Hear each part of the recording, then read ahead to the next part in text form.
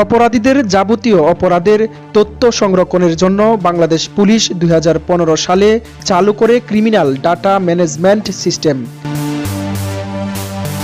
এদিকে previous conviction and previous record বা পরবর্তী দণ্ড ও রেকর্ড সমূহের পরিসংখ্যার নামেও অভিহিত করেন অনেকে।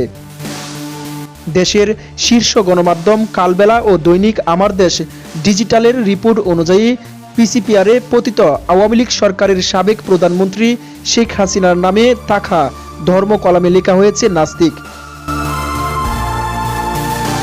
যদিও তার মেয়ে সাইমা ওয়াজেদ পুতুলের নামে ধর্ম কলামে লেখা হয়েছে ইসলাম, আর শেখ হাসিনার ছেলে সজীব ওয়াজেদ জয়ের নামে ধর্ম কলাম রাখাই হয়নি। গণমাধ্যমের প্রতিবেদনে আরও জানা যায়, পিসিপিআর রেকর্ড বলছে শেখ হাসিনার নামে ব্যক্তির নাম কলামে লেখা হয়েছে শেখ হাসিনা, সভাপতি বাংলাদেশ আওয়ামী লীগ। পিতার নামের কলামে লেখা হয়েছে মৃত শেখ মুজিবুর রহমান, বৈবাহিক অবস্থা বিবাহিত, লিঙ্গে লেখা হয়েছে মহিলা। ধর্মের কলামে লেখা হয়েছে নাস্তিক, ব্যক্তির তিম কলামে লেখা হয়েছে হত্যাকারী। শেখ হাসিনার বয়স লেখা হয়েছে ৭৬ বছর। সিডিএমএসে তার একটি ছবি যুক্ত রয়েছে। গণমাধ্যমের প্রকাশিত সূত্র অনুযায়ী আরও জানা গেছে, পুলিশ কর্মকর্তারা জানান, ফৌজদারি মামলা সংক্রান্ত তথ্য ব্যবস্থাপনায় পুলিশের কেন্দ্রীয় সফটওয়্যারে বা সিডিএমএস অপরাধীর সব তথ্য সংরক্ষিত থাকে। এটি খুবই গুরুত্বপূর্ণ।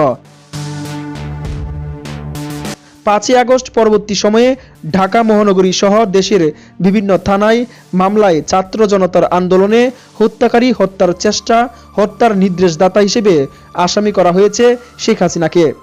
সংশ্লিষ্ট কর্মকর্তারা বলেন, 2015 সালের ঢাকায় ও 2016 সালে সারা দেশে সিডিএমএসে চালু করা হয়।